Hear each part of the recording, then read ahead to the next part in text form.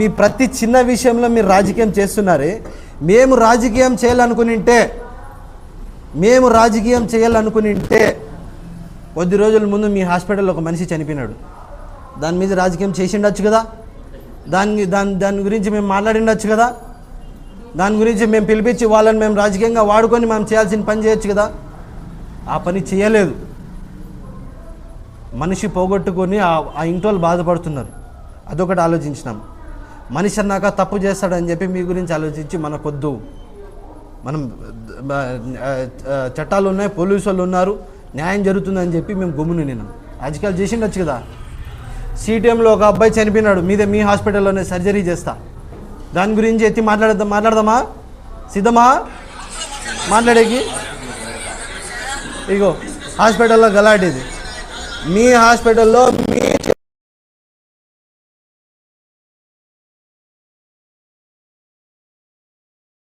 వల్ల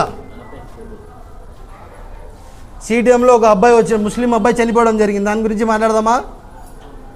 దాన్ని మీరు డబ్బులు ఇచ్చి సెటిల్మెంట్ చేసుకోలేదా? మీరు మొన్న జరిగిన విషయంలో కూడా మీరు సెటిల్మెంట్ చేసుకోలేదా? ఇంతేనా? మీరు ఏం చేసినా కూడా మంచిదే.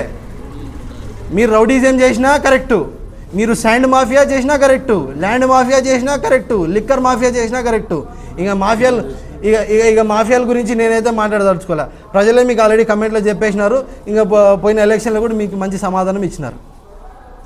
ఇదా అండి, మీరు ఒక చదువుకున్న వ్యక్తి మీరు ఈ విధంగా మాట్లాడతారని చెప్పి నేను ఏ విధంగా ఊహించలేదు. నేను అది ఎవరో చెప్పిన మాటలు, గాలి మాటలు విని ఇట్లా కూర్చొని మీరు మాట్లాడేసినారు. మీరు ఈ మరకని మీరు మార్చుకోలేరు. మీరు మీ జీవితాంతం మీరు గడిపేసినా కూడా ఈ మరకని మీరు మార్చలేరు. మీరు ఈరోజు మేము ఐటీ రంగంలో కానీ అన్ని రంగాల్లో కానీ ఒక పక్క మేము డెవలప్మెంట్ చేసుకుంటూ వస్తున్నాం. అమరావతి క్యాపిటల్ సిటీ డెవలప్ చేస్తున్నాం. ఒక పక్క మదనపల్లిని జిల్లా చేసి మదనపల్లిని డెవలప్ చేస్తున్నాం.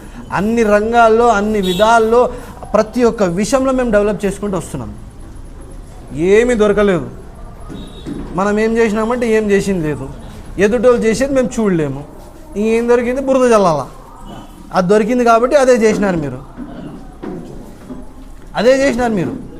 మీ వల్ల అయ్యేది కూడా అదే. చేయగలిగింది ఏం లేదు. ఆనాడు నేను ఎలక్షన్లలో 2024లో నేను ఎలక్షన్లలో ఎమ్మెల్యే గారి కోసము ఆయన కొడుకుగా ఆయన తనయుడుగా నేను జనాల్లోకి వెళ్ళి ప్రజల్లోకి వెళ్ళి అమ్మా నేను మీకోసం ఉన్నానని చెప్పి నేను ఆ రోజు నిల్చున్నా. నేను అమ్మా నేనున్నానని చెప్పి నేను నిల్చున్నా. నేను మీకు రోడ్లు కావాలా, కాలువలు కావాలా, మీ సమస్యలు కావాలా, ఏమున్నా కూడా నేను నిల్చున్నా అని చెప్పి ఆనాడు మాట ఇచ్చిన.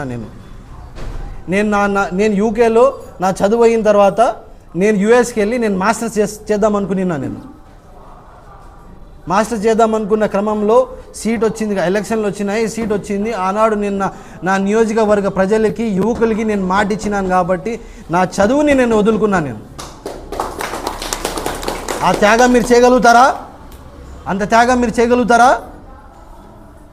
మా జగనన్న అంటారే. మీ జగనన్న యువతని తప్పుదారి పట్టించేటప్పుడు ఎక్కడున్నారు మీరు? రాష్ట్రం అంతా తెలుసు మీరు గంజాయిని ఎట్లా అమ్మినారన్నది. మీకు గుర్తుందో లేదో, మీరు ఆనాడు మీరు ప్రత్యక్ష రాజకీయాల్లో లేరు. మీరు న్యూస్లు మీరు చదివి ఉంటే మీకు కూడా తెలిసి ఉంటుంది, కానీ చెప్పుకోరు. మీరు ఏమని తెలుసా? మొత్తం దేశంలో ఆంధ్రప్రదేశ్ గత 5 ఏళ్ళు వైసీపీ ప్రభుత్వం అధికారంలో ఉన్నప్పుడు 2019 నుంచి 24 దాకా మొత్తం దేశంలో largest importer of ganja was Andhra Pradesh when the CM was Mr. Jagan Mohan Reddy. నేను విచారణకు సిద్ధం. మీరు ఉన్నారా? ఎస్పీ గారి దగ్గర వెళ్దాం, మీరు వెళ్దాం, నేను వస్తా.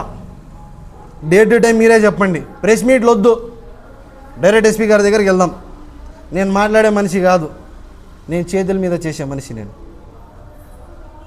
నా పనులన్నీ యాక్షన్లో ఉంటాయి, మాట్లాడే మనిషి కాదు. ఎస్పీ గారి దగ్గరికి వెళ్దాం. డే టు టైం మీరు ఫిక్స్ చేయండి. మీరు ఫిక్స్ చేసిన టైంకి 10 నిమిషాల ముందే ఉంటా. మీరు రావాలా, ఖచ్చితంగా రావాలా. మీరు ఎస్పీ గారి దగ్గరికి వెళ్దాం. ఇగో నేను ఒక మెమరాండం తయారు చేసిన. ఏమని పెట్టినానంటే, గంజాయిలో ఎవరెవరి పాత్ర ఉంది, ఎవరు ఏం చేస్తున్నారని చెప్పి పూర్తి ఎంక్వైరీ చేయమని చెప్పి నేను ఎస్పీ గారికి ఒక మెమోరాండం ఇవ్వబోతున్నాను. నేను ఇదే మెమోరాండంలో నేను ఇంకోటి ఏం రాసినానంటే కింద I'm willing to cooperate fully with any investigation and will provide whatever assistance or information may be required అని చెప్పి రాసిన. ఇంకా మీకు ఇంగ్లీష్ రాకపోతే నేను తెలుగులో చెప్తే అర్థం చేసుకోండి మీరు.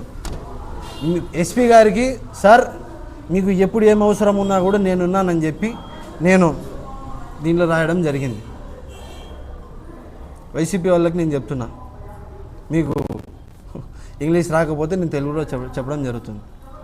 నేను సిద్ధంగా ఉన్నాను, ఎలాంటి విచారణకైనా సిద్ధంగా ఉన్నాను. మీకు రుజువు చేసే దమ్ము ఉందా అని చెప్పి ఈరోజు నేను సవాల్ విసురుతున్నాను.